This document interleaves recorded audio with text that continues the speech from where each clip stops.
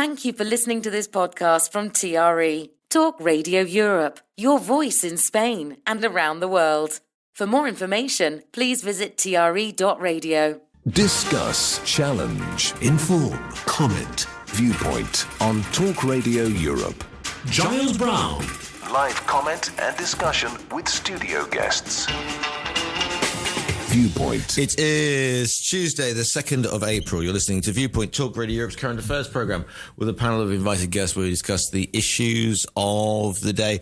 Variety of issues that we're looking at this morning.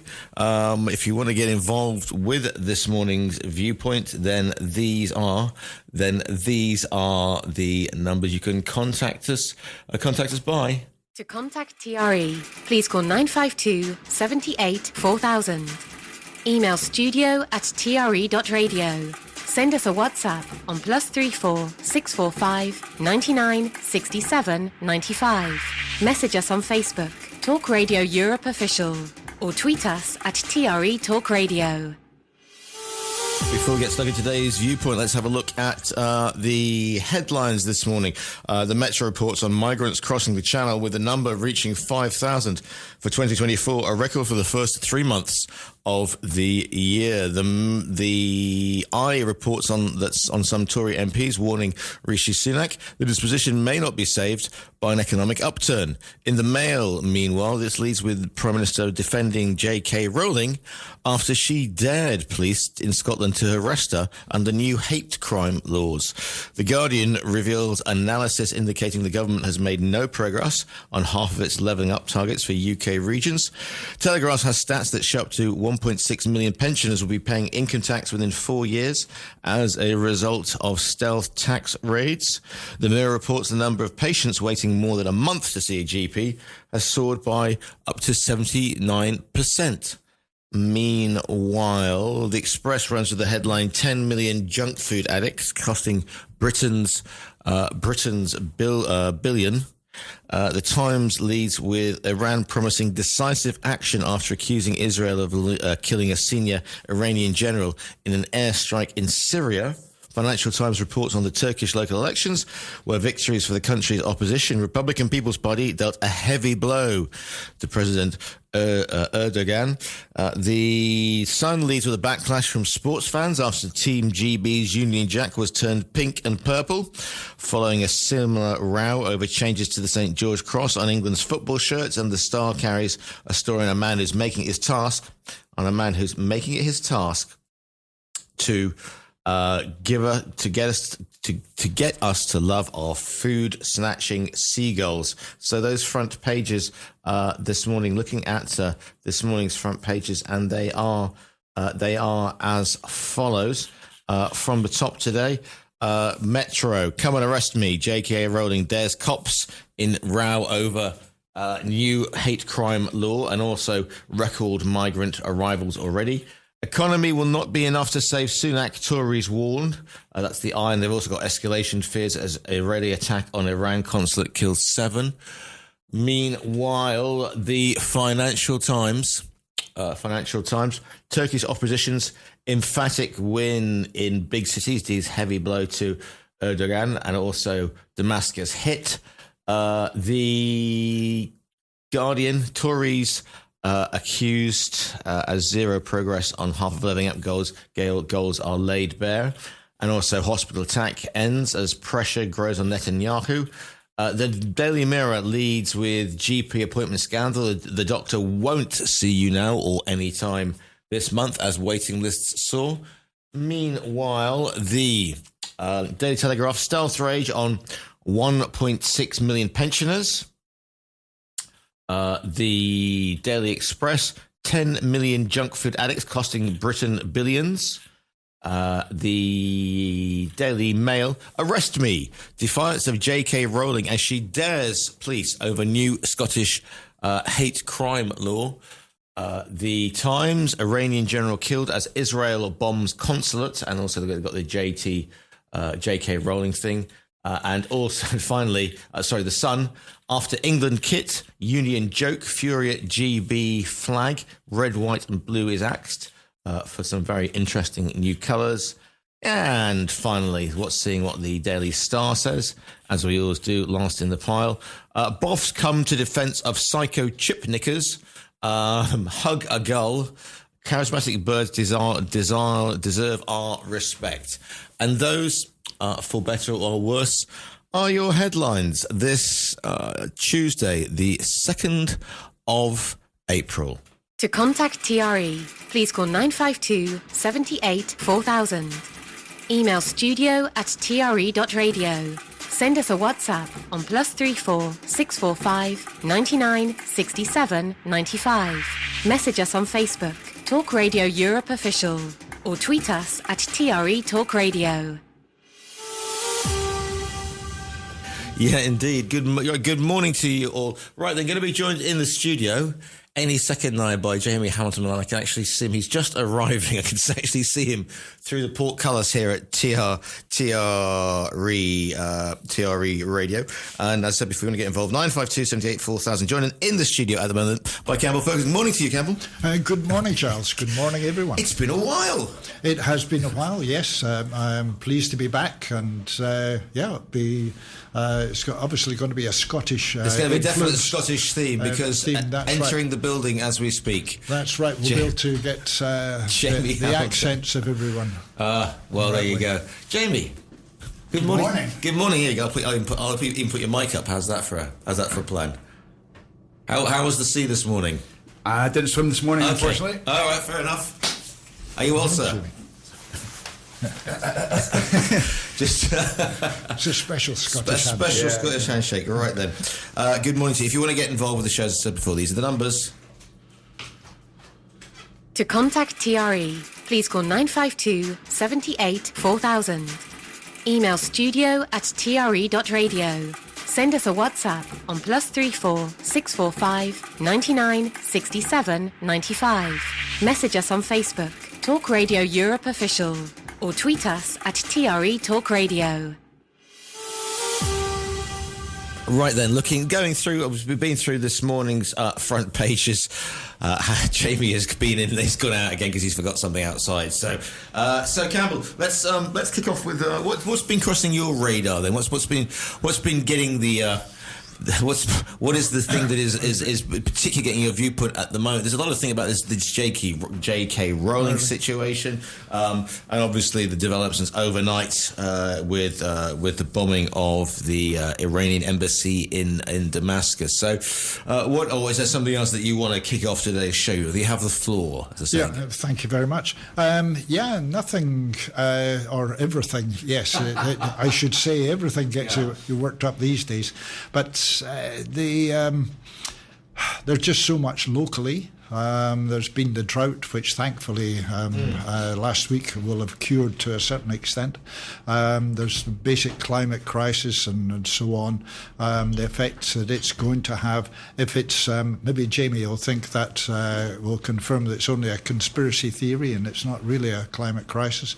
But there's that. There's also other things like I heard that Google is being ordered by the FBI to tell who is watching which particular videos, and which this is on YouTube.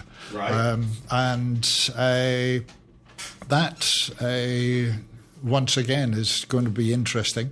And then, of course, Scotland, or the Scottish Parliament, I like to think that it's not Scotland, it's only the Scottish politicians are getting themselves into a complete mix on so many things, on the gender things and whatever, and the privacy laws.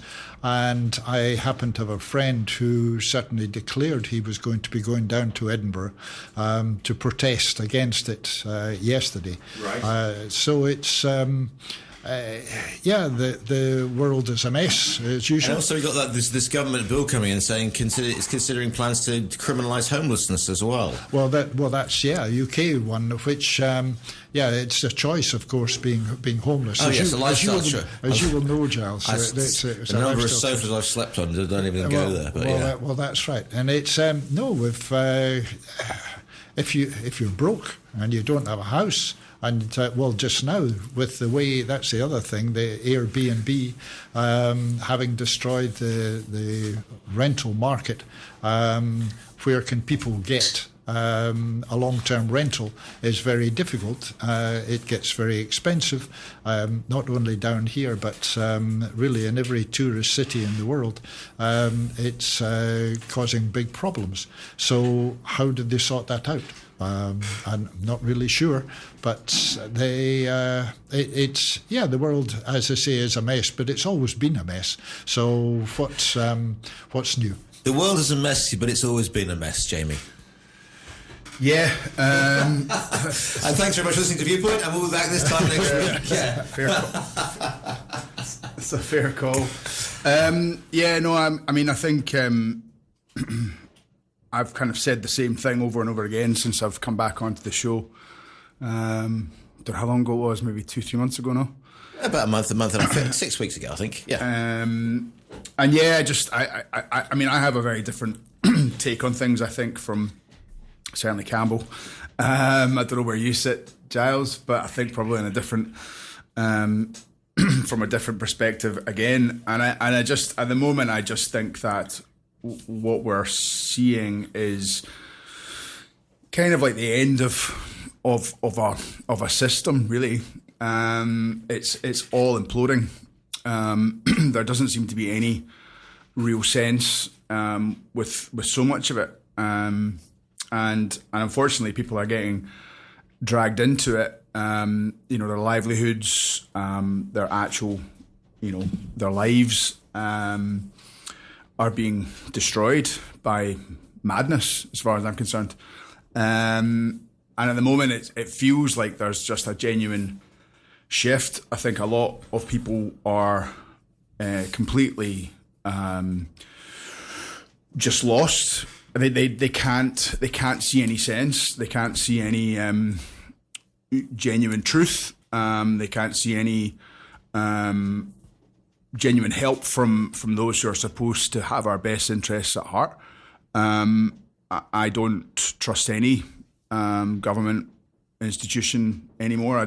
Whether they're left or right, whatever. I don't think there's any connect between what the people, general or the population that is not listened to, essentially. I don't think there's any connection between what the mainstream media is saying, what the government is saying, what these corporations who essentially control government and mainstream media and the narrative, if that's what you want to call it. There's no relationship between those people and or those tiny, small fractions of the population. What they believe is acceptable and what they are continuing to do in the face of clear dismay from vast parts of the populations across the world. What they're continuing to do and what they're continuing to lie about and what they're continuing to mislead on, there's no connection between the two. And as a result, that's a very dangerous situation. I genuinely believe that there's a huge chunk of society, whether you're talking Europe or America or anywhere on Earth, that realises they're talking nonsense now. They're lying about pretty much everything. There is no truth. Or just putting a bit dead cats everywhere to say, look at this issue, this is the issue we should be focusing on, when the more important issues are. I think to even bring up Google and what they do with the information that is put online as if that's a story, Campbell, is just insane. Google and all these major corporations have been using our data for years. Like, that's the whole point of their organization. That is their modus operandi. The idea that they're not tracking, building a portfolio, building information on everybody who uses it, unless you genuinely understand how the internet works, which I don't, and I don't think even if you take extreme precautions with regard to that, you can't do anything about it. Like, as soon as you engage the internet, you're being tracked in every possible way. They know more about you than you know about yourself. So the idea that it's even a news story, to me, is just makes me laugh, because ultimately that's obviously what they've been doing. So yeah, it's clown world at the moment. It's just total clown world. I can't see any logic, and and there's a huge chunk of the population who know this now. they've woken up. They've realised that they're being told nonsense, and we've been told nonsense for years. Campbell. Yeah, just the story with Google. Jamie, I agree with you that they've been keeping it all that way and they know a lot. But the story is that they've been ordered by the FBI to hand over that information to them as to who is watching which particular videos. And that's where... presumably in fact, they may have been doing that all the time, but it's now come out into the public domain. That is... one makes one suspicious of what the FBI is going to do with it. Well, yes. Because up until this point, the FBI has certainly been a trustworthy organisation, and nothing to worry about those guys up until this point. I think, look, my worldview just split. Like, literally, my brain broke open during the COVID. There's an image for you. Yeah, exactly. It wasn't pleasant. And to be fair, Giles, it's a personal battle at the moment. Like, I literally don't know what's up and what's down. I can't find sanity in the places I used to be able to find sanity. But yeah, the whole process that was rolled out during the lockdown, during the pandemic, however you want to talk about it. At that point, there was a kind of a split, essentially, and I think a lot of people figured out that there's a game, there's a playbook, and it's being used in various different fields on a continuous basis. Look, the bottom line is that anybody during that period, if we use that as an example, I don't want to batter on about it because it splits people down the middle. Separates friends, separates families. People can't literally have a rational conversation about these things at all because it's so emotional for people, especially because a lot of people now know that they were completely lied to on various different levels about really important things, including their health and their livelihoods, shutting down businesses, destroying a generation of kids, destroying the health of the working population. The rise of unexplained, but we all know what it is, unexplained illnesses, heart attacks, whatever. Just that as a tip of an iceberg is just insane. It's for me, it's a crime. Well, it is a crime. But the thing is that once you've got your head around that, it's very hard to see any logic with various different parts of the process, and that's the problem. There's nobody in government, in my experience or in my understanding, who aren't coming from nefarious points of view. They're not looking to help out people; they're looking to control. And you can see that the people who were making very fact-based, helpful points about discussing something that was seriously going to affect the world, those people were censored, deplatformed, smeared, and destroyed, even though they were coming from, say, institutions like Harvard, Stanford. I'll keep going. I've just got some callers on the line. I got that.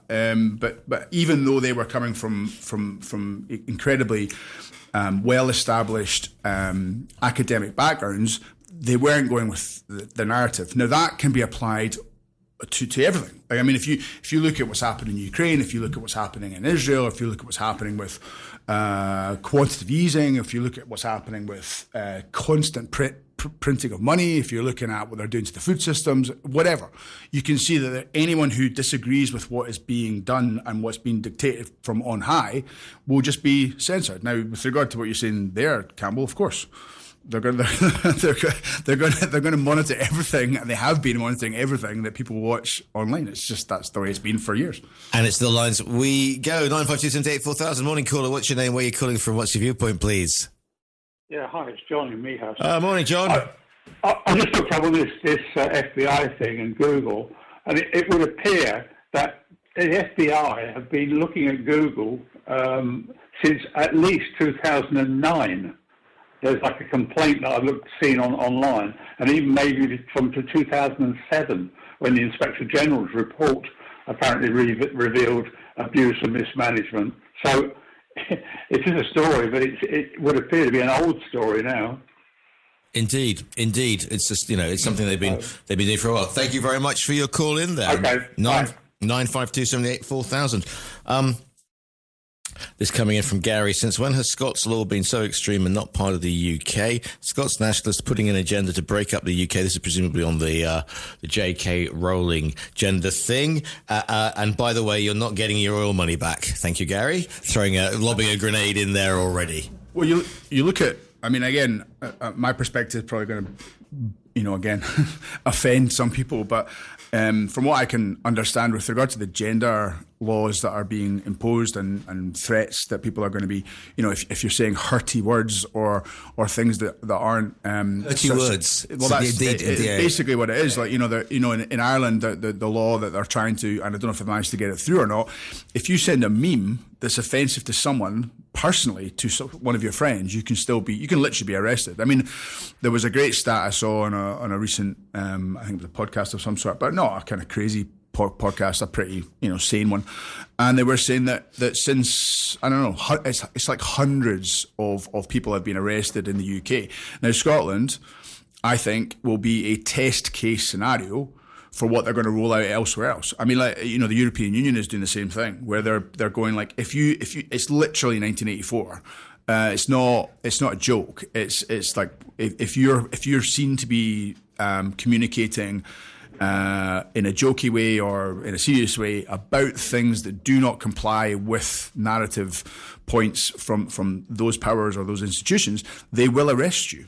Now, that is a big step forward from people disagreeing in the street. I mean, Campbell and I, and all of us, we could sit back in a pub in the early 90s and hate someone's opinion, like totally disagree with some guy's opinion about something, but you wouldn't fall out about it. You'd have a disagreement about it, and then you go off and have a pint and stop talking about it. Don't bring up religion and politics and whatever.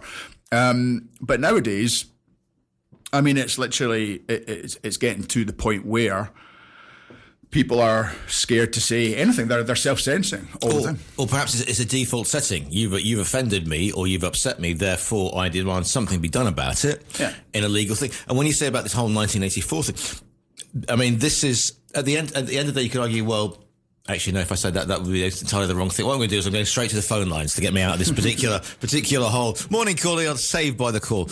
Morning, caller. You're live on TRE. What's your name? Where are you calling from? What's your viewpoint, please? Yes, hi, Giles. It's Gary. Morning, Gary. Gentlemen. Morning, Gary. Morning, gentlemen.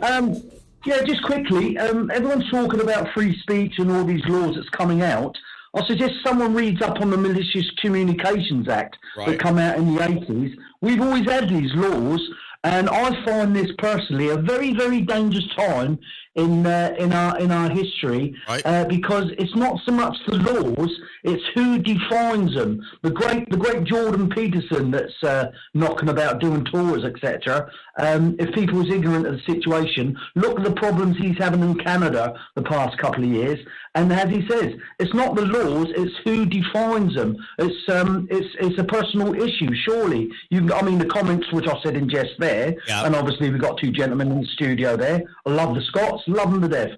But could that come under hate laws?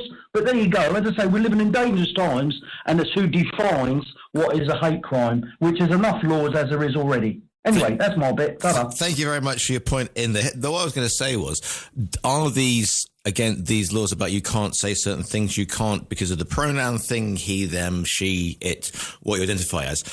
Perhaps you could argue this is the proverbial thin end of the wedge, because if you start on something like that, which is going to get, it's not saying you can't have these views on something perhaps weighty or, because 1984 isn't about gender, it's just about, it's about every, but they don't, if you're going to introduce a law to silence an opinion, you don't start on the big issue that's going to say, right, you can't say that, you can't say that our current Prime Minister isn't sent by a divine being to rule over us magnificently, but you can start by saying, okay, these are the smaller things that people can get upset about. Yeah, I think what people are starting to figure out is that although we claim to, or in the West, Europe, UK, America, that we would arrogantly say that we are, part of a democracy and there's some kind of control from the people. People can vote someone out and all that sort of stuff. There's some kind of system where you can control that, or you can say no to something.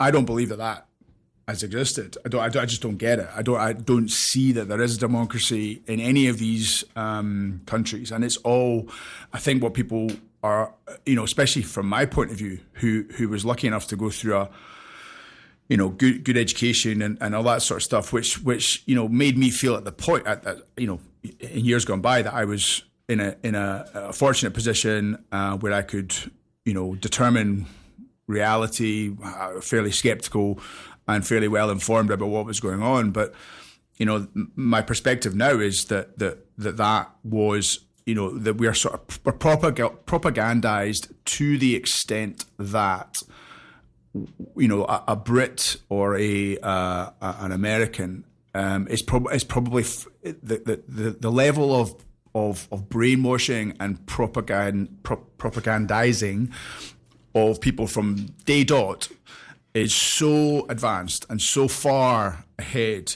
of what we would criticize other countries for doing. It's just again, it's broken my head open. Like I can't get my head around how awful the situation is when it comes to that, because it doesn't link up to vast swathes of the population. The vast swathes of the population, and when they rebel, because they do rebel, they will rebel. They rebelled in various different ways. Whenever there's a chance to rebel, you've seen that happening. And I think that is because of complete and utter frustration from the fact that there isn't any real representation of certain views in society.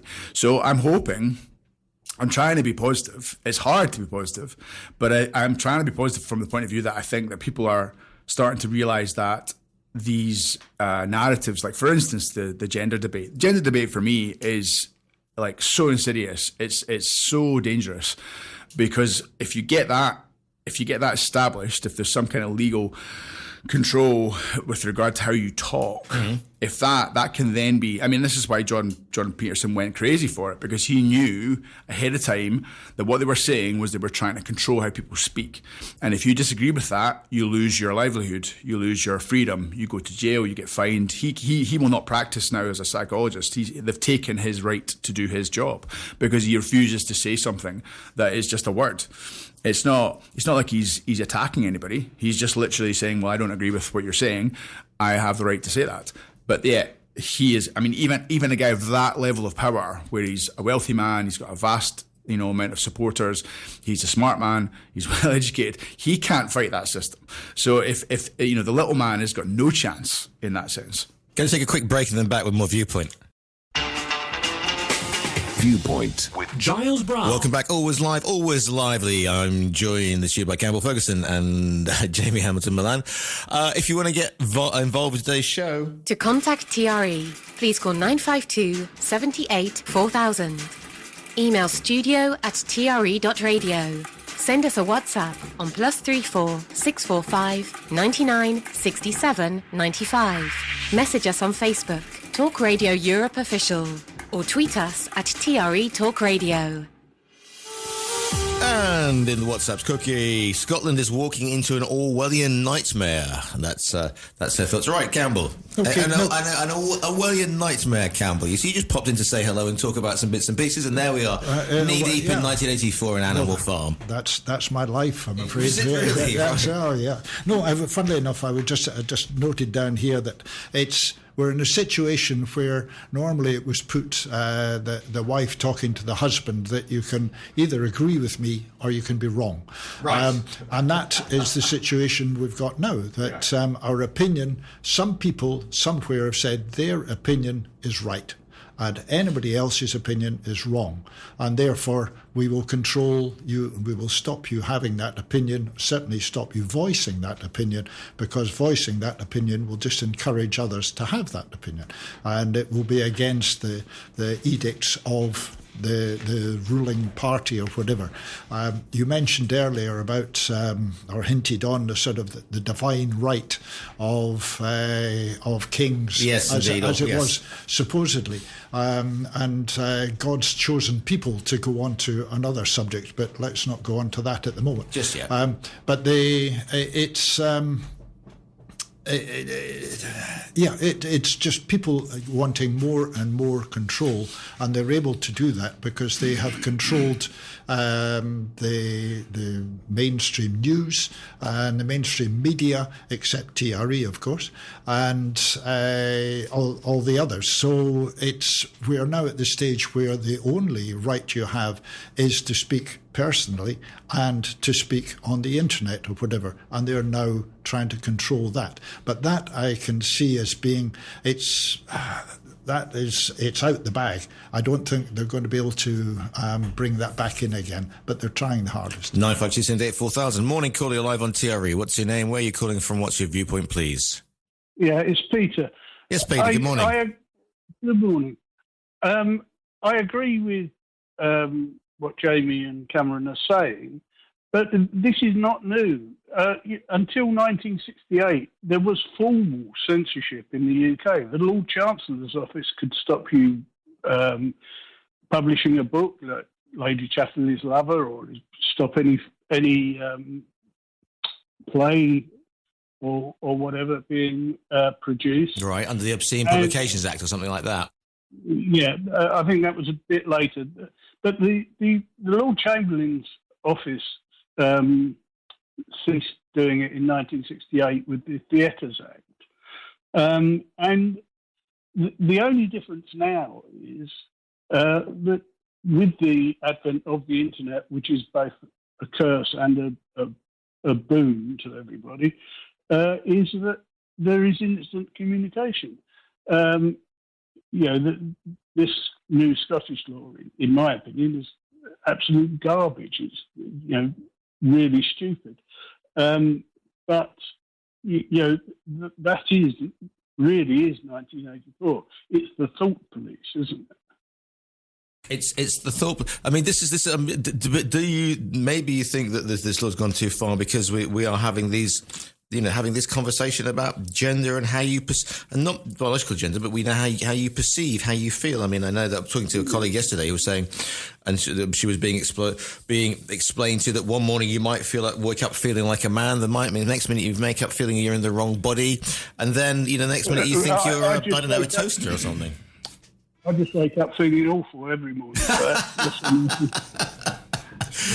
not used to waking up. I'm not used to waking up, indeed. Right. Well, thank you for your call in on that one. Another one. This is on the WhatsApps. One only has to look at daytime TV in the UK to see how stupid people, young generation in particular, and are rewarded for it. I.e., Love Island, Geordie Shore, Big Brother, etc. Let alone social media. Did you wake up this morning feeling like a rounded human being, Jamie?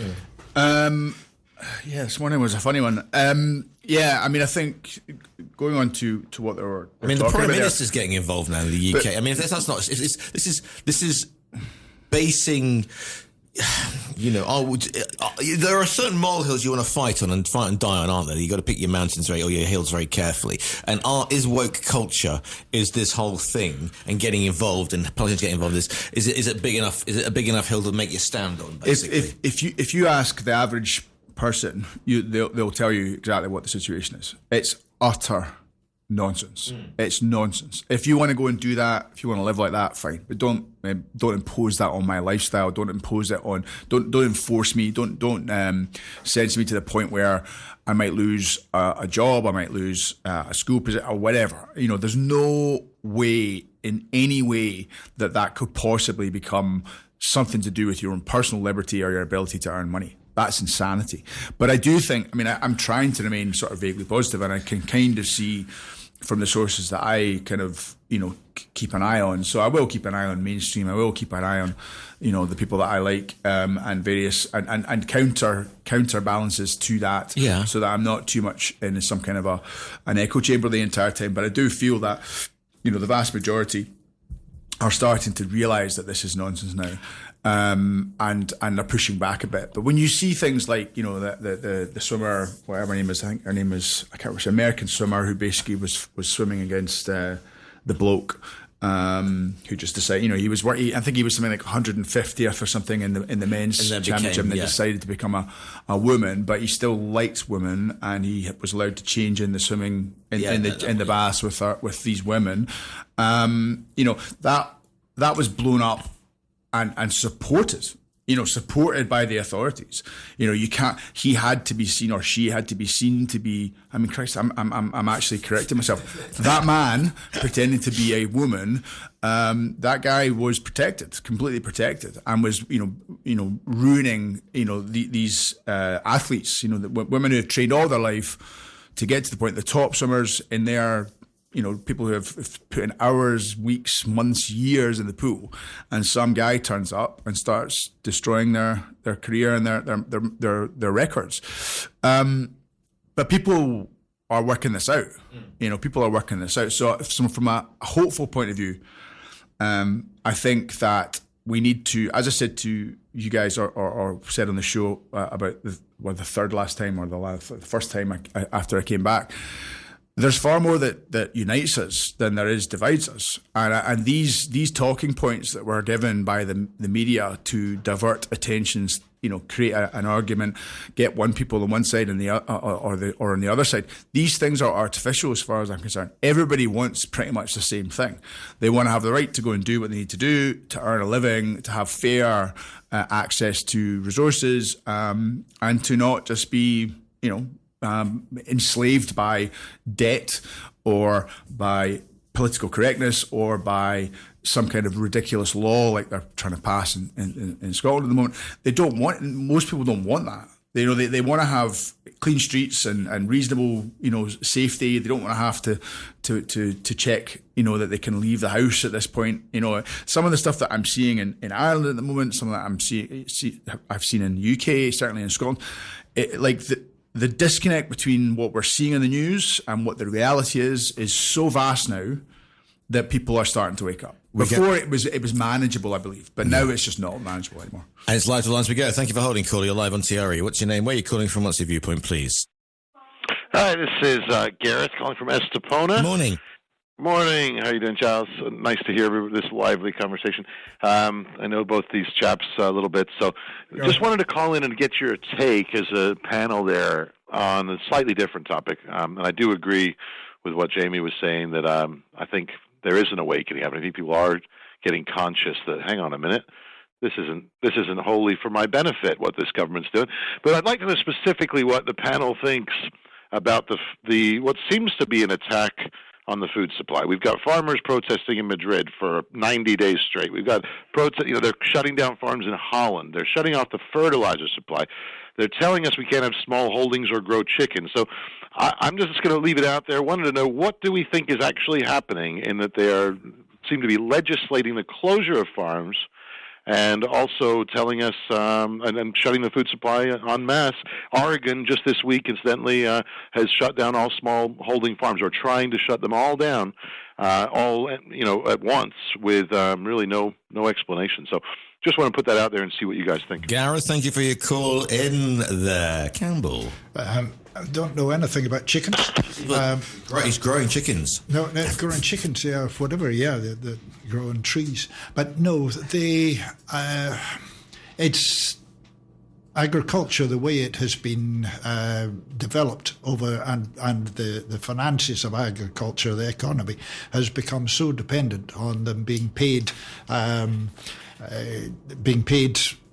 by the EU or being paid by somebody else to do what that government particularly wants, rather than maybe what the market wants. That's the problem. And then when you take away these subsidies, it just doesn't work.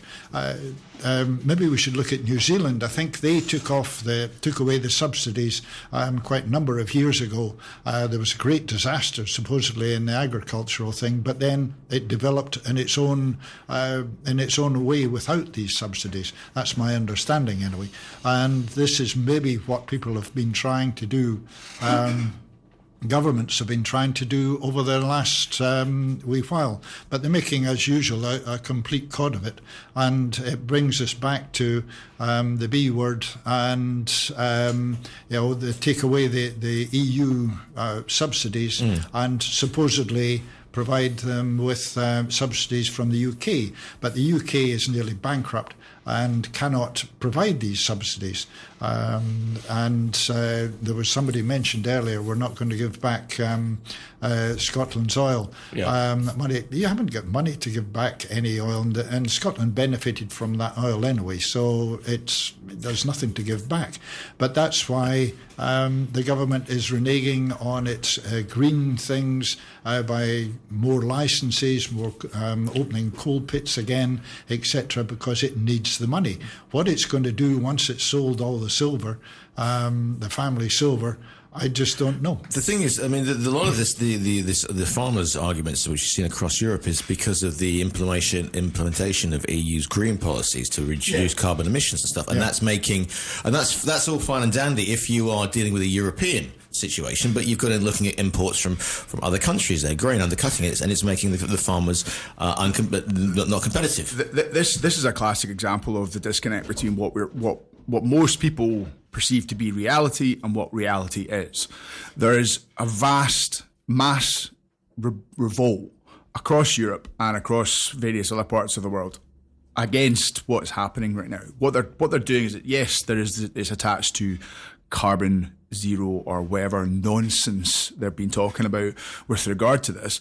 Yes, that's part of it, but it's essentially, as Gareth is trying to point out, an attempt to dismantle our actual ability to make food, to grow our own food, to have livestock, access to fresh organic food.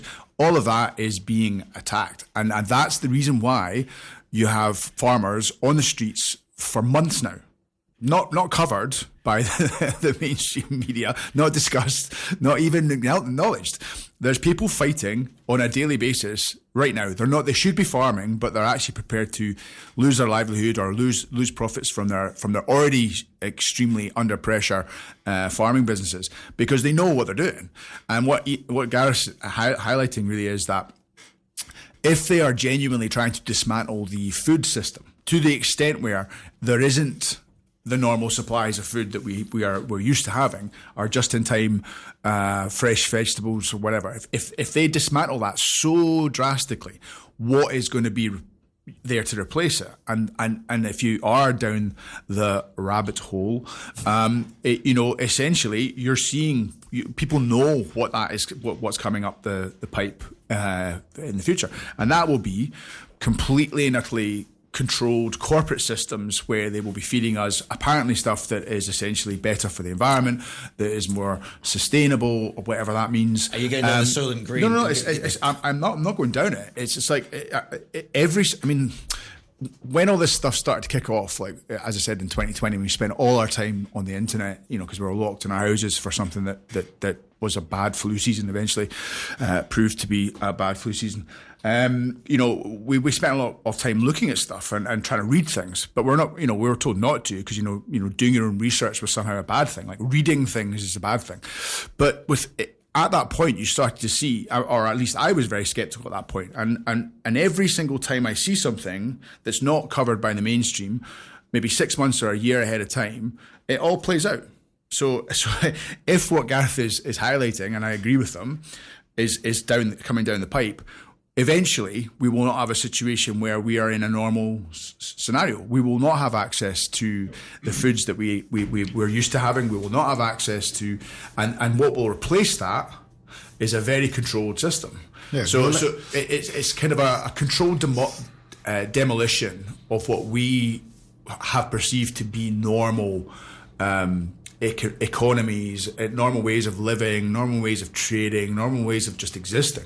Those things are being slowly, deliberately, in our opinion, it's a controlled demolition to then bring in, another system that benefits these very small, but huge corporations. I mean, and again, you sound like a crazy person when you start saying things, but the reality of the matter is that's what's happening. I mean, what's happening with the Ukraine at the moment is all linked to this, in the sense that, you know, why is BlackRock taking all of the farmland, the richest, the richest soil on Earth, or in Europe certainly, has been sold to BlackRock? Who the hell are BlackRock? Why are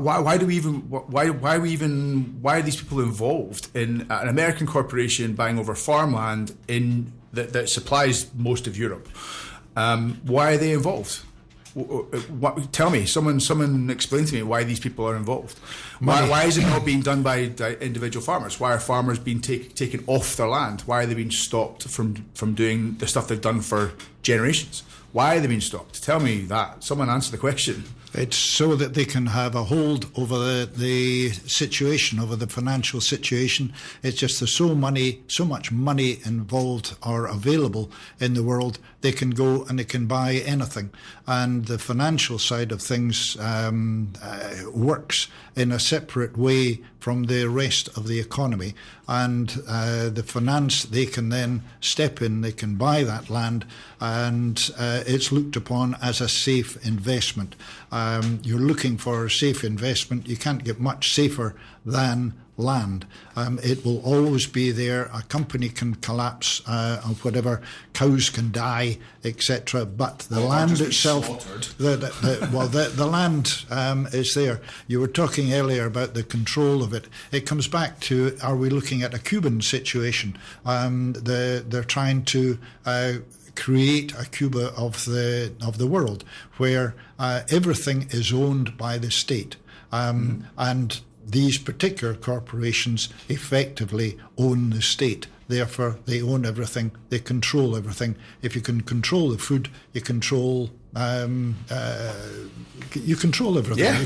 You control the population.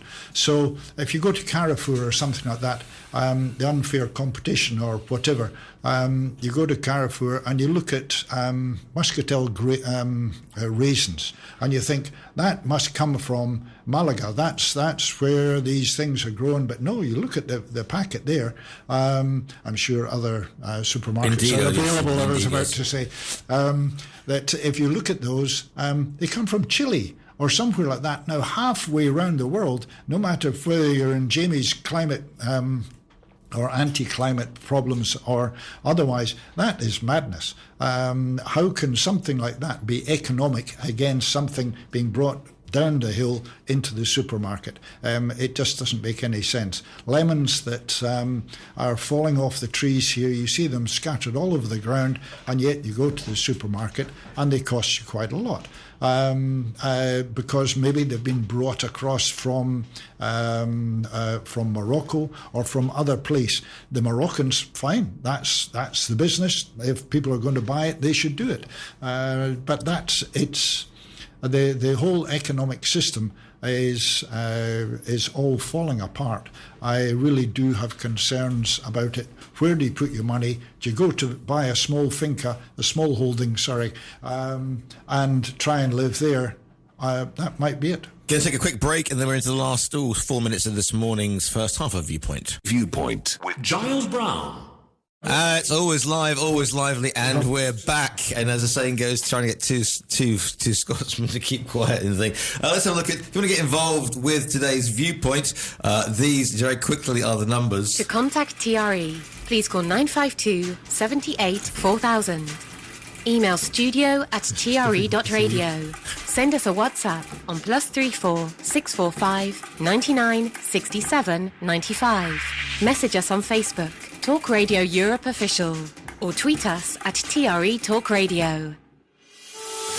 And just quickly, because we're going to run out of time, almost out of time for the first half, but Gary, only flew in and that's in caps, several question marks, and then FFS, so there you go. Meanwhile, Pat Cookie, good morning. Paris is surrounded by farmers. Token control of the food supply, that's what could be happening. And good morning to Farbs, who says, thought-provoking morning, Giles. You're going to be grateful we don't have the webcam up and running. So, Jamie. No, I mean, what we were talking about off air there was that, you know, like the thing that, again, trying to sort of like verbalize it and sort of explain it, because like obviously Campbell is a good friend of mine, and I, I've obviously have other friends in various different places in life all over the world, from different parts of the world, different stages of their life, all that sort of stuff. But like the point I'm trying to make is that I'm not. I mean, if I say certain things to certain people about certain things, they literally lose their mind. Like they literally can't have a rational conversation. And there's certain trigger words, like for instance, Donald Trump, who will literally, people's minds just blow, and they can't have a rational discussion about someone like him. Now, there's various other trigger words, but the point I was going to say off air was that, like, I'm not nuts. Like, I'm not insane, but people who listen to some of the things that I will say and wholeheartedly believe and happy to be disproven, literally can't sit and have a rational conversation about it. Now, it's interesting what you said today, Camel, because what you've said over in this period of time in this show is to me is great, because I think the penny's starting to drop on a couple of topics, and I think this is what's happened to me. It's happened to a few of my friends, where we were all signed up, paid members of the system. We knew what was going on. We sort of felt we understood it. We sort of had a good idea of like what's right, what's wrong. Vote for this guy, it'll be fine. But now we know, or now we understand, and it could be there's so many different topics. It could be because of what's happening in Israel. It could be what's happening with inflation. It could be cost of living. It could be any of those topics. But what we're starting to sort of understand is that all of it's kind of linked, and it does sound insane to say it, because people would probably have a reasonable way to dismantle that argument, but.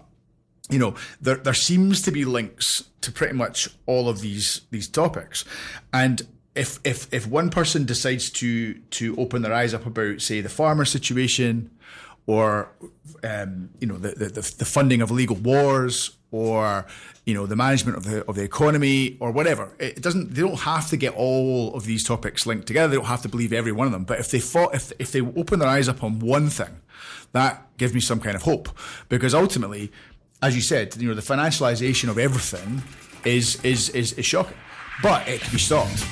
It can be stopped. And talking about being stopped, those bongos mean we come to the end of the first half of Viewpoint. We'll be back after national and international news.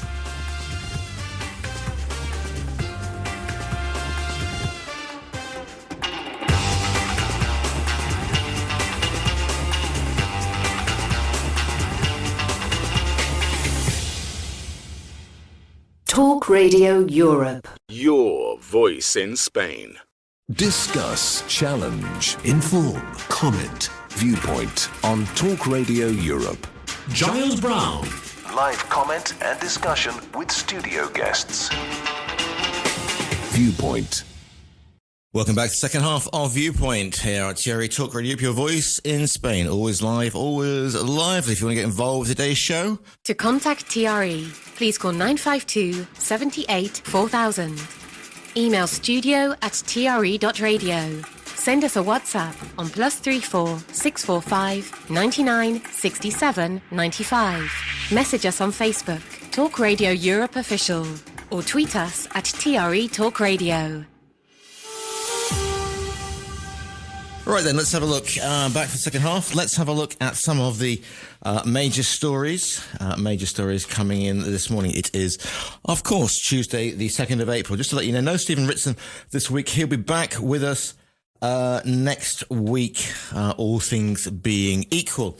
952 78 4000 is the phone number. studio@tre.radio is the email. The Facebook page is Talk Radio Europe Official, and you can WhatsApp us on +34 645 99 67 95. Looking at one of the major breaking news stories overnight, of course, has been the attack on the consulate, the Iranian consulate in Syria, and also the news that a World Food Kitchen, which is a charity fronted by Spanish chef, of course, by the Spanish chef Jose Arias, I believe is the name. They 7 members of the team were killed in an IDF strike in Gaza. This press release from World Central Kitchen says that the WCK team was travelling in a conflicted zone in 2 armoured cars branded with the World Central Kitchen logo. A soft-skinned vehicle, despite coordinating movements with the IDF. The convoy was hit as it was leaving the Deir al-Balah warehouse where the team had unloaded more than 100 tons of humanitarian food aid brought to Gaza on the maritime route. This is not only an attack against WCK, this is an attack on humanitarian organizations showing up in the most dire situations where food is being used as a weapon of war. This is unforgivable, said World Central Kitchen CEO Erin Gore. The 7 killed are from Australia, Poland, the UK, a dual citizen of the US and Canada, and Palestine. The IDF is carrying out an in-depth examination at the highest levels to understand the circumstances of this tragic incident. It says the World Central Kitchen is pausing operations immediately in the region. We'll be making decisions about the future of the work soon. And of course, in the meantime, last night, this strike taking out an Iranian general in Damascus. An interesting time, interesting developments, Jamie. Are we talking about the food convoy? Yeah, that whole this. I mean, it's for this no surprise from my point of view.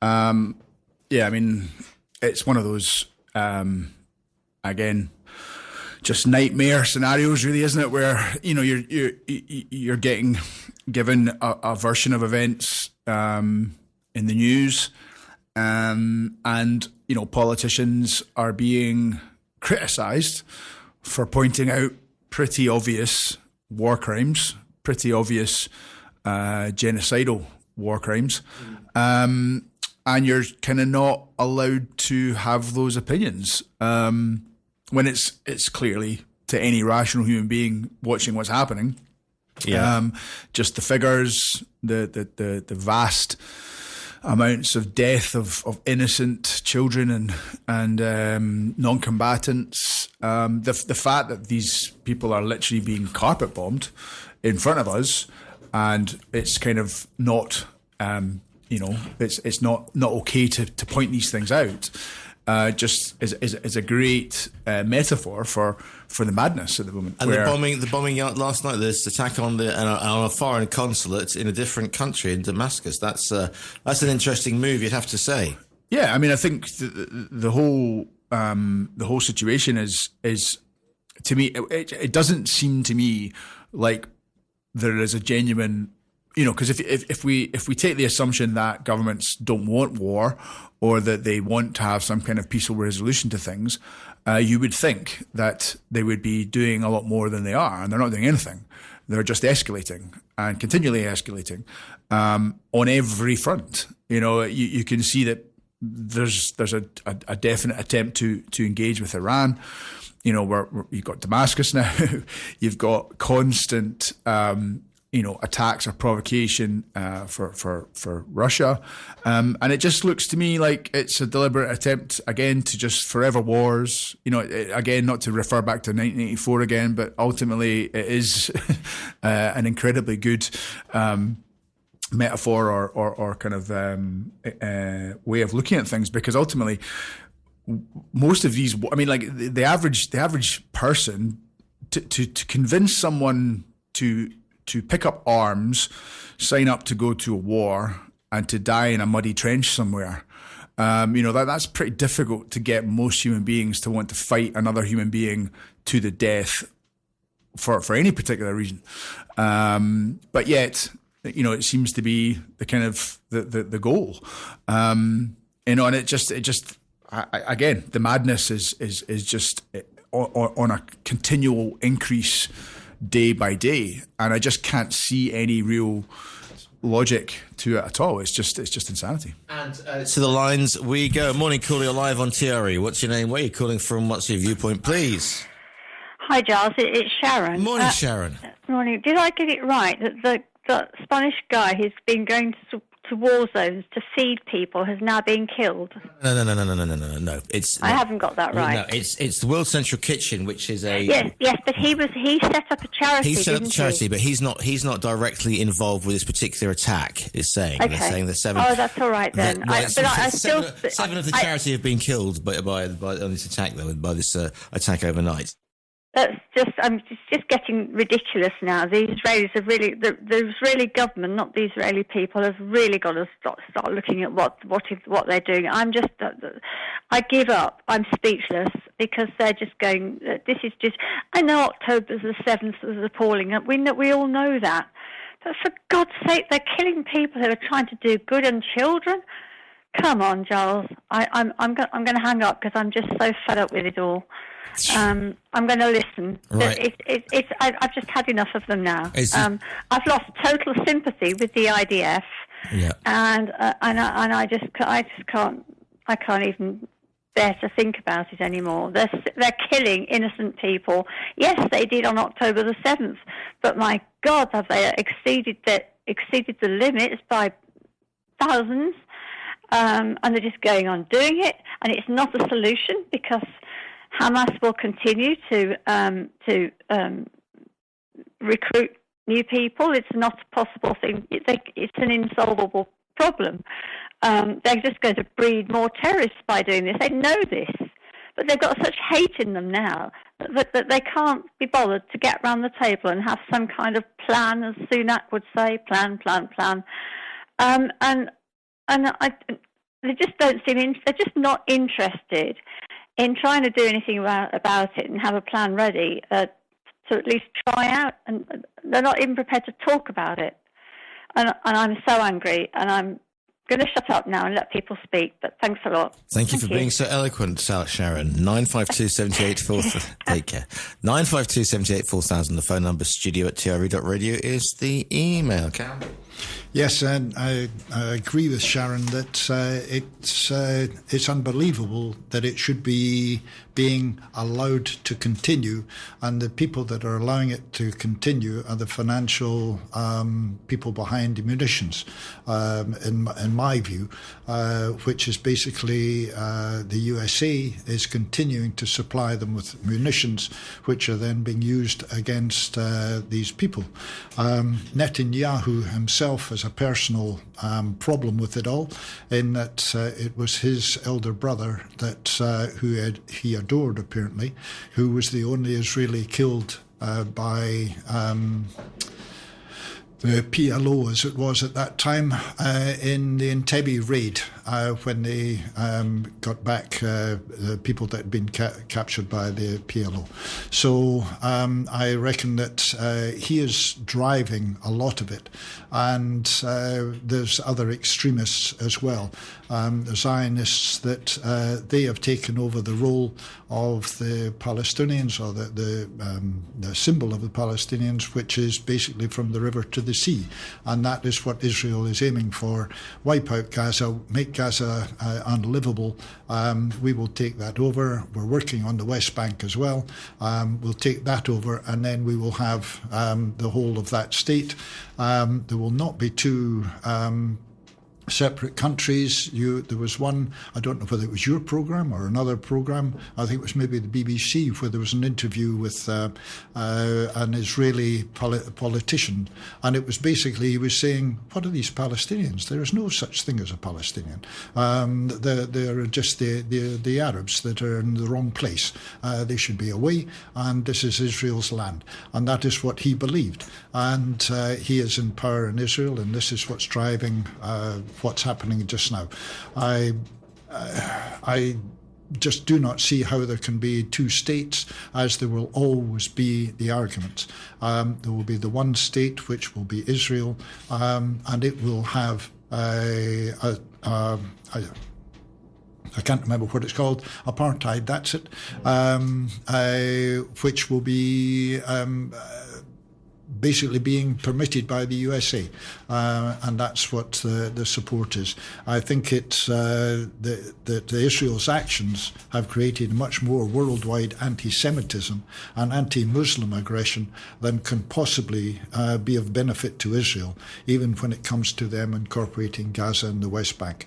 The destruction of so much trust and the aiming of so much ire against Israelis and against Muslims, counter against Muslims in the world, it has been an evil thing that they have done. 952-684-1000. Jamie, putting the relationship between America and Israel under extreme stress as well. I'm going to get to the lines before we get back on that point. Morning caller, you're live on TRE. What's your name, where you're calling from, what's your viewpoint, please? Yeah, hi, it's John in Meehan. Hi, John. Hi. Just on this thing about Israel and Gaza, I actually sent an email to Stephen, or a message to Stephen Richardson 1 week after the atrocity and when Israel had invaded Gaza. And I said that Israel clearly intends to take over Gaza completely, annihilate it. And Stephen Richardson said, no, they're just going in there. It would appear that I was right, but I can't believe that the rest of the very knowledgeable people in the world governments wouldn't have seen what I saw and done something about it instantly. But of course, the world seems to just let Israel get away with it. Well, I mean, is the world letting Israel get away with it? Do you think there are going to be some repercussions about this as they, bombing the Iranian embassy in Syria, in Damascus? I mean, sure, that's a provocative move, to put it mildly. Well, that might cause it, but it's about 6 months now, isn't it, since Israel went into Gaza, and they are not gradually, they are wiping it out systematically. Mm. Yeah, and the intention, the greater Israel that they think of includes parts of Syria. So I reckon they're maybe trying to activate Hezbollah so they can supposedly wipe them out as well. And then they will gain that part of Syria, which to a certain extent is a broken state and a state that hasn't been functioning properly. So I really do think that we're in for some very troubled times, or we have some very troubled times in the Middle East. Sure. The problem is that the rest of the world is they're not actually doing anything about it. And Gaza, Israel is becoming more adventurous, as it were, now killing people in other countries. And again, the world will shake their fist, but won't actually do anything. That's the trouble. Anyway, I'll leave it at that. Thanks for the call in there, Jamie. Again, it's disconnect. I get the disconnect again between reality, which can be clearly can be clearly found through various different sources, and how it's discussed and how it's managed by our politicians and by our media channels, and it's just the two things do not match up anymore. They just don't, and there is no justifiable excuse for what has happened in Gaza. There's no justifiable excuse for the provocation, the bringing in of the Houthis, and no one knew who the Houthis were up until 5 minutes ago. Now they're public enemy number one. For me it just strikes at, or looks to me as if the plan was always there. They will continue that plan, and people will just sit on the sidelines and do very little about it, because unfortunately America and the power of those who control the decision making that any government generally makes are too great, and ultimately, until people, I think it's interesting, as I said to you in the previous section, there's so many bizarre and clearly insane things happening around the world in various different fields and topics. But it's interesting that for some people, the penny will drop on that topic, or the penny will drop on another topic. But as long as the penny drops, that we're not being governed by people who are actually accountable, we're not being governed by people who care about us, and they're not acting in our best interest. Once people start to work that one out, people will step back and say, look, we're not doing anything. We're not going to listen to you anymore. And that potentially could bring around some great change. That's what I'm hoping for. But the way it's been framed at the moment is that it's that the people who are voting for changes now are somehow extreme right-wingers or conspiracy theorists or populists or whatever they want to do, anti-Semites, whatever they want to call you. Ultimately, that is a huge tract of the population. A huge tract of the population have woken up and worked out that this is nonsense. And it's the lines we go. Morning, caller, you're live on TRE. What's your name? Where are you calling from? What's your viewpoint, please? Morning, Giles. It's Alf. Morning, Alf. Morning, guys. Morning, Jamie and Campbell. Very deep, the first half. Very deep and very interesting. I don't, like you say, Jamie, I don't necessarily agree with everything that's said, but at least we can have adult conversations about it. However, I'm not sure that anybody's going to have an adult conversation about a Middle East conflict. And I've said all the way through, there is no resolution to this. Well, there probably is resolution to it. It's called, you just wipe out everybody that's in currently Israel, just wipe them all out, reset the clock, and off we go again. There is no solution. The solution can only come from imposed peace from outside. And if you want to impose the peace from outside, you've then got to have an agreement who's going to police it, which is extremely difficult. So all of the conversation that goes on... I have a simple philosophy with the Middle East, and it's called the warmongers, either the Jewish people who want to control and suppress the Arab population, or the Arabs who want to get rid of the Israelis and the Jews from Israel, will never stop. So the warmongers will always continue. Unfortunately, as we all know, the massive consensus amongst the rest of the population is that they want to see something where everybody can coexist. It's how do you control this very small minority? I mean, they go on about Hamas, but Hamas is quite small. Even in Gaza, it's quite a small organisation, and within the Arab population, it's minuscule. But nobody seems to be able to control them, to say, stop what you're doing because it's disrupting. So I come back to the only thing that Jamie and I would really agree on 100% is the people that want this to happen will make it happen, and it doesn't really matter what anybody else does or says, they will make it happen for their own reasons. Quite often, reasons that we have no idea what they're talking about. Reasons we've got no idea what they're talking about. Campbell, are you going to come back on any of those points before Jamie comes in? No, just agreeing with Alf and that there is perhaps no solution to this. I think the ultimate solution... Well, I mean, after to wipe them all out, but I think we've gone past the nuke Gaza option. I think he was looking at the Middle East, but then it will all start again. Yeah. No, I see Israel wants to wipe out Hamas. Yeah, okay, so they will all... they're creating so many more people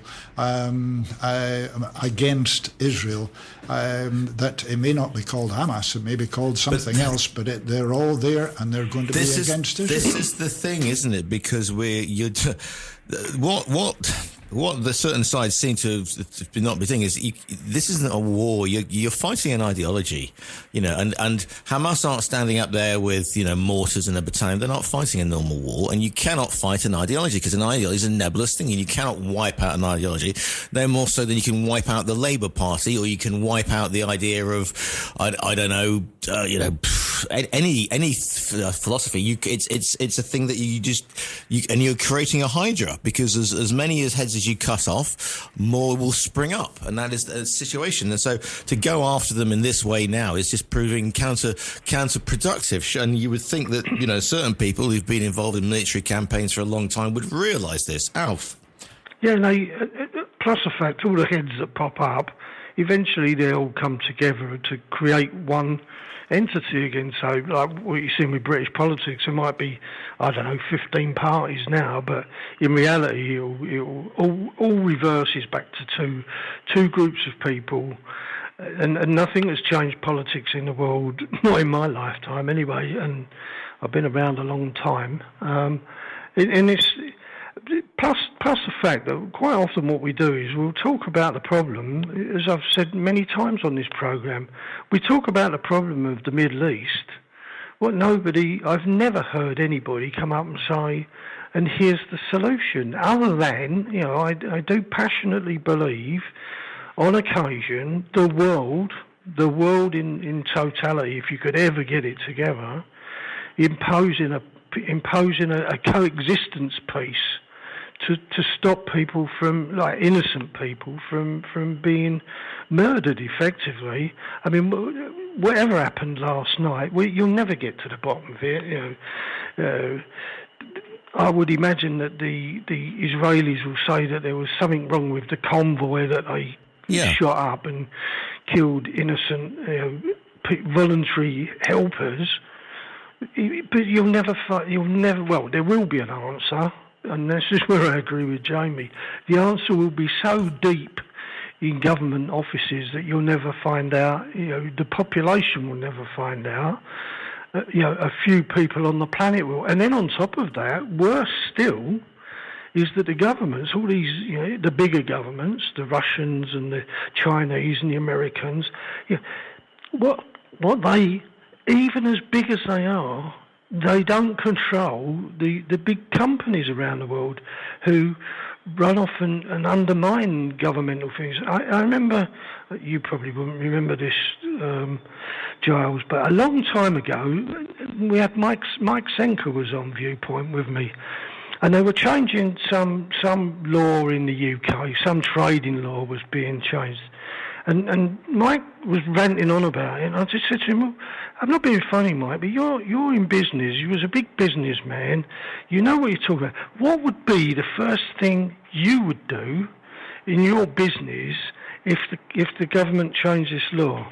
His first words were, well, we would oppose what they were doing. And I say, yeah, but that's all well and good opposing these things, but what would you do? He said, we would then organise to undermine it. We would find ways around it. And if anybody takes any notice of any little bit of politics, we had this big conversation about non-dom tax, and the first thing that pops out of the woodwork is the very rich, the elite rich, who are already finding ways where if you get rid of, or if you do away with a non-dom tax, they will benefit from it. It wasn't designed, getting rid of non-dom tax wasn't designed for that. It was designed, take the money off of these people who shouldn't be doing that and put it into the education system in the UK. And the same applies to, as little or big as each article is. Mm-hmm. So when you look at what's happening in the Middle East, there are things, there's three Arab countries are trying to negotiate a way through it, and it's called, because they have maybe some influence over Hamas or Hezbollah or even Iran, they may have some influence. One, they don't control them, and two, their influence is very thin. So this is always going to be, and you go, well, I hope that something comes out of these talks, and then all of a sudden, what will pop up will be, I don't know, AstraZeneca or one of the big military companies will come up with some, and all the stuff about America providing Israel with arms and all that. Yeah. There was a program on last night that explained exactly what's happening. It's because the Americans use Israel as a stockpile area for the Americans. and they're allowing the Israelis, they're not providing them with planes and guns and things like that, or even ammunition. Right. What they're providing them with are the spares, so that when their equipment goes wrong, the spares are already in Israel. So they're not even flying this stuff in. It sits there in existence, and you go, so for 25 years, the rest of the world has sat there and watched the Americans stockpile effectively military weapons in Israel. And we say and do nothing. You know, Jamie's right. We say and do nothing, and we're suppressed and all the rest of it. But I still maintain, how do you change it? And the only thing in the world that will ever change, Trump becoming president will change things that happen in the Middle East.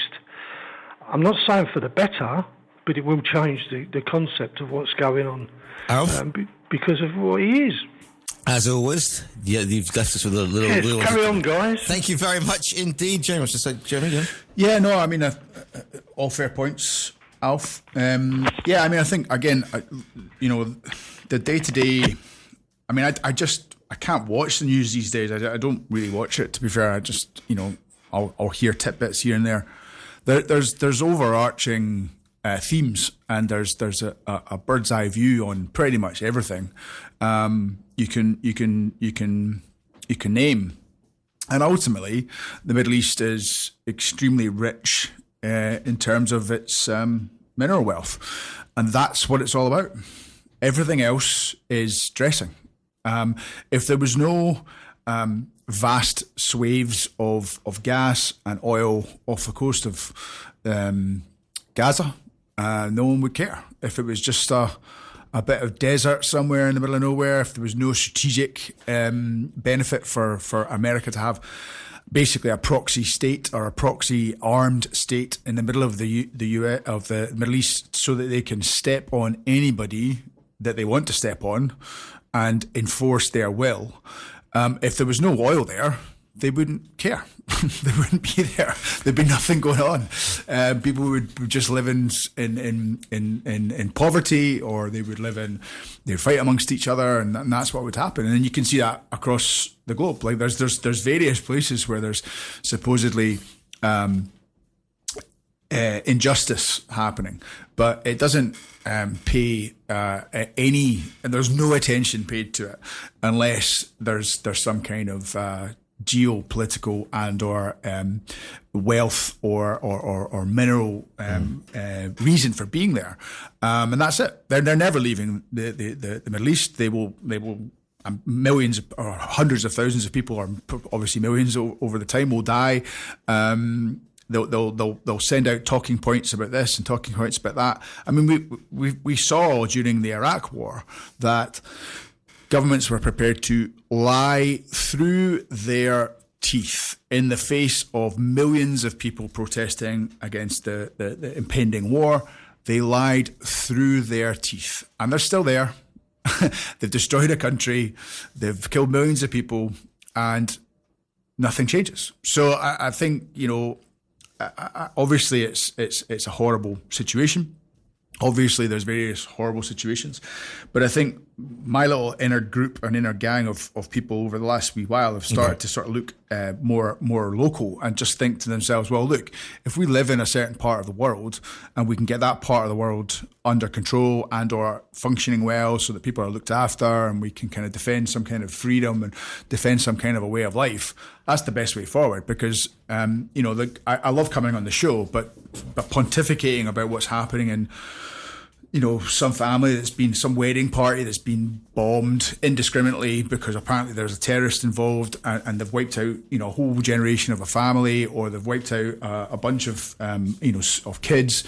All these things are vile, but I can't do anything about it. There's nothing that I can personally do about that situation. But what you can do is you can stand up and do something good locally, and try and help people around you. And I think that's the only way forward, to be honest with you. 952 78 4000. Morning, caller. You're live on What's your name? Where are you calling from? What's your viewpoint, please? Sharon again, Alicante. Hello. A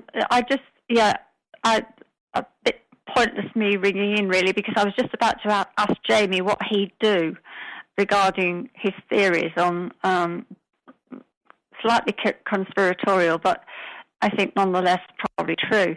Not just the Middle East, though. There's swathes of Africa that have oil and other mineral resources that the world is after.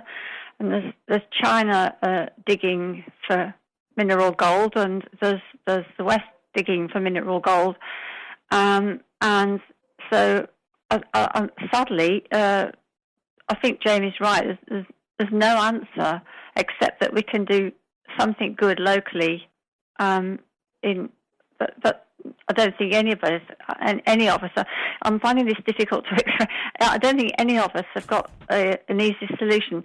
Would say, though, that the sort of people that people are voting for to try and change the system, those people have just as much vested and self-interest in the world's resources and their own ends and their own bank accounts as the people who've been voted in previous decades and centuries.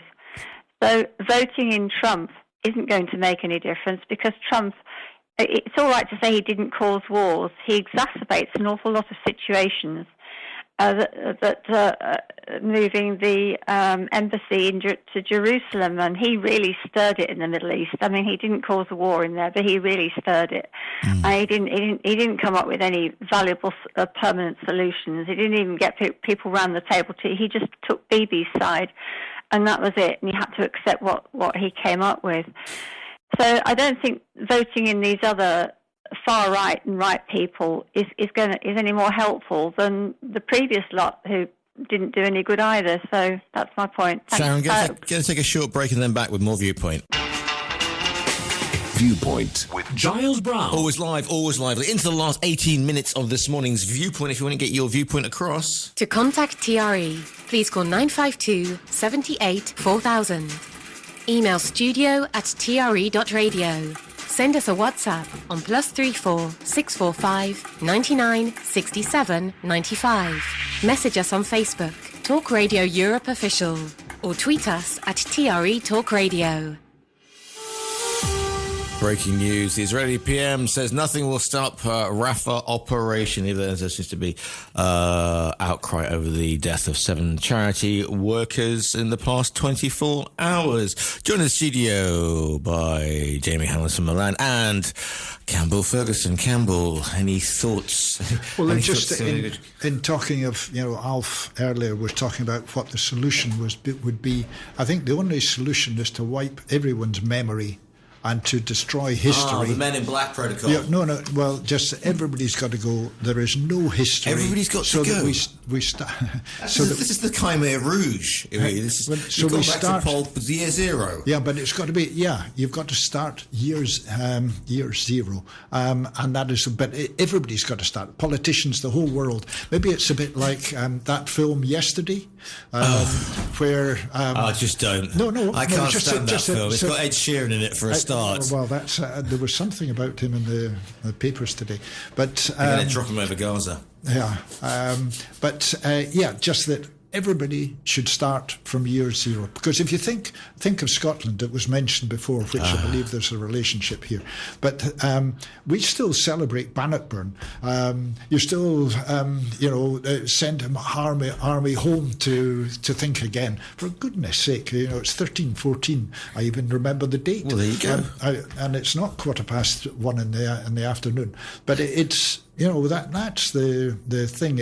Memory and what you're brought up with, what your mother's taught you on her knee and all that sort of stuff. That's what fights it. And that's what's going to keep Gaza going to keep the Palestinians going, because their land has been taken from them, and then the Israelis think, well, 2,500 or 3,000 years ago, their land was taken from them. I'm just going back to some of the things you're going to make. In fact, I'll go to the lines first. Morning, caller, you're live on TRE. What's your name? Where are you calling from? What's your viewpoint, please? Hi, Giles. It's Bertha here. Hello, Bertha. Hello. I'm somewhat confused about the conversation about the current crisis in Gaza. Right. I am rather confused by the amount of people that keep trying to beat one side up against the other. I think it's gone beyond that. We're watching people starving to death in front of our eyes. We are watching delegations, most important individuals around the globe, calling out genocide. The highest court of the world calling out a plausible genocide. It has gone beyond plausible. It is a genocide. There is nothing anyone can say to justify or to placate or to sideline what is going on. And I find it extraordinary in the extreme that I keep having to listen to men in the main trying to side one off against the other. It is way beyond that. It's way beyond that. Our humanity is facing one of the biggest threats it's ever faced since the Second World War. And we're all debating, this is right, that is right. There is nothing right about what's going on. And I am astonished how people can sit on the fence and watch this going on. We have babies, children, men and women starving to death. This is a genocide. And I think people should start to stop this constant excuses and face the reality of what's going on to our humanity. Thank you for your call in. That's all I have to say. Thank you, Bertha. Point passionately made. Campbell. Yeah, I agree with you, Bertha, 100%. It's genocide. They're trying to get rid of them all, and that's it. They sent them away, I think, was it in 1948? Once again, history. They got rid of a whole lot of Palestinians for a short while, and then they weren't allowed back. So they're doing the same sort of thing, except just in the news that we just saw, apparently Netanyahu said nothing can stop us going into Rafah. It's a horrific thought. But we're also, we're concentrating on Gaza, whatever. There's Ukraine and Russia, that Russia is the aggressor coming into Ukraine. It's the same idea to a certain extent, in that there's a large country, strong country, Russia or Israel, and there's a smaller country, Palestinians, and the Ukrainians are fighting back, but for their own land, for their own identity. And it's the same situation. And both cases, America, I'm beginning to sound like, I am against America at the moment. Both cases, America is the one that's deciding what happens. They don't give the arms to Ukraine, so therefore Russia can fight back successfully. They give the arms to Israel, therefore Israel can be the aggressor successfully. And that's what it's all about, and it's all to do with money. At the end of the day, the munitions people have the money. Why the other Arabs aren't involved, the Saudis, the Kuwaitis, etc., they're having to sit there and not do anything because they're concerned about their own people. They've got their own problems. The Houthis, the Saudis were against the Houthis for ages, for years, at Yemen. And now the Houthis have basically taken on the world in support, supposedly, of the Palestinians. But they're basically against... Are they against the USA? I don't know. But it's proxy wars that are being fought in both cases. And if the Israelis manage to bring in the Hezbollah as well, it's just going to make it even more difficult. Even more difficult, Jamie. No, I was going to make a point about the comparison between what's happening in Gaza and with Israel and how that can in any way be compared to somehow with Russia and Ukraine. I mean, that's just a pretty clear cut case of complete and utter manipulation of facts with regard to what's actually happening there. And unfortunately, a generation of Ukrainians will have been slaughtered, and that country is now being taken control of by, as we said before, the corporations that will go back to rebuild in a war that is unwinnable for no reason other than to provoke Russia. But with regard to obviously the stuff that's going on in the Middle East is just a disgusting mess. There's nothing that you can possibly say to justify what's been happening over the last wee while, and certainly over generations. I mean, we know, again, going back to the sort of bigger picture,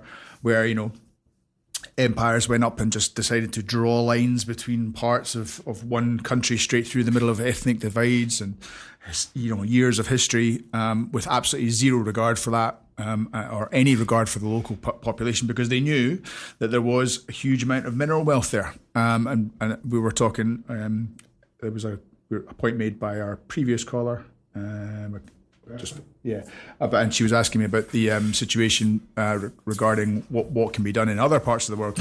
I mean, obviously, with regard to Africa and the mineral wealth there, whether it's lithium or gold or whatever, I mean, these backroom or not even backroom, pretty obvious what's happening in terms of what China's been trying to do and what other imperial or empire states like America are trying to do. They're obviously trying to slowly get control of these areas, because obviously that's how they fund their economies. That's how they continue to function. I mean, I was briefly working or set up a company, and we were sort of speaking to people involved in the military and forward planning. There's going to be wars in Africa coming up. The amount of investment that's already been put in there and is being put in there, because you can see if you're involved in logistics or you're involved in the contracts that go into these things, well before time, they've already set up the camps. The military camps are already there. They're already starting to funnel in the troops. They're already trying to funnel in the arms. I mean, it's, as far as I'm concerned, there is no. It's not. None of these things are happening by accident. They don't really care what the death is, the genocide. They don't care. They're not. That's not part of the. That doesn't factor into changing their plans. The plan is to get control of as much of the mineral rights that they can, to keep control of that, and that's basically it. Going to take one final break, and then we're going to be back into the last 5 minutes of this morning's Viewpoint. Viewpoint on Talk Radio Europe with Giles Brown.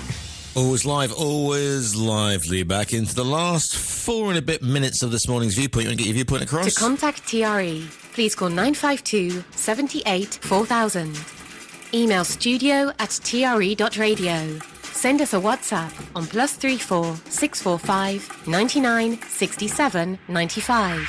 Message us on Facebook, Talk Radio Europe Official, or tweet us at TRE Talk Radio. Joined in the studio by Campbell Ferguson and Jamie Hamilton Milan. Now, just looking at a few bits and pieces, we've got two sides of the story here. One says, finally, a guest who knows what's going on. Thumbs up. Yes, and there you go. And also, this is because we're into the last 3 and a bit minutes. I can't believe, morning to Pete, this is from Paul. Good morning. I can't believe you didn't cover the Daily Mail and GB News outrage over National Trust vegan scones. National Trust secretly makes all its scones vegan, and critics condemn woke use of vegetable-based spread instead of butter. Now, obviously, the main talking point of this is people who call it scone. It's a desperate last-ditch attempt to raise the mood of the panel. Exactly. Everyone's just sitting here suicidal and depressed after my general chat. Well, after Easter, yes, indeed. We had some rain, though, so that's, Yeah, the rain was good. Scone. The rain was good. Yeah, well, you got to have scones, not scones. Who's has scones? No, the scones. No, that's right. Or you could have 4 donuts in the morning before we start. You could have that, but then this was Jamie's big admission. I mean, Giles' big admission. They were on special offer. They were on special offer. But they were no. The big thing about scones, vegan or whatever, you don't notice the difference. But when I was, I did 4 months in a motorhome around the UK. last weekend. Times are hard, Campbell. Last year. No. It was very important and relative to scones, because everywhere we went, we had a scone. Right. And the big decision that one makes is, do you put the jam on first, or do you put the cream on first? Now, this is within my family, we are still talking, but some are talking otherwise. Then you go on about, is it Cornish cream? And one of my nephews, his girlfriend is from Devon, and she says, no, it's Devon cream. It's not Cornish cream. Wow. And you get all these things, but the big one is jam first or cream. And is it vegan cream? Is it the thin end of the wedge? Is it vegan jam? Thus, we go back to the beginning of the show, you see, and whether this should be woke or vegan, or your pronoun on your scone, or your scone. Yeah, is it la scone or lis scone? Exactly. Yeah. And Jamie, in the when you're fleeing the building and setting up this, sooner rather than later, after that last conversation, to set up the Republic of Jamie. I don't know how to contribute in any meaningful way to the scone debate. Okay, other than say the word scone. Yeah, it's scone. Thank you. Exactly. All right then. Listen, we are going to run out of time, unfortunately. Thank you for your contributions to this morning's Viewpoint. Just to let you know what's coming up today. No Stephen Ritson. He'll be back next Monday. He has been unwell. It's not a conspiracy theory. He'll be with us. He'll be with us from Monday. And listen. Indeed, but following Stephen will be Selena with the Lifestyle Show. Hannah joins us, of course, with TRE in the afternoon, and then it's Howard Brereton, of course, with Spain Today before Jer is with us with all things Irish. That's all going to be between 7 and 9. Thanks for your calls in and your messages as well on this morning's Viewpoint. This show will be repeated at 7 o'clock this. Oh, so of course, yes, it's 7 o'clock this evening. The show's repeated. I was a day ahead of myself. Please excuse me. I'm already thinking it's Wednesday because I'm just thinking what I've got to do tomorrow. You see, that's what happens when you have 4 donuts in the morning and your brain goes quicker than it normally should do. Rush. Exactly. Right then. This show will be repeated at 7 o'clock. I'll be back tomorrow for Let's Talk. My final one of the week. I'm off for a few days after Wednesday. Thanks very much for your messages. My thanks to my panel this morning. My thanks to Campbell. It's a pleasure. Thank you very much, Giles. Good to have you back in. And Jamie as well. Always good to have you with us. Thank you. Pleasure to be here. This show will be repeated at 7 o'clock. And the BBC World Service is up next. Thank you very much.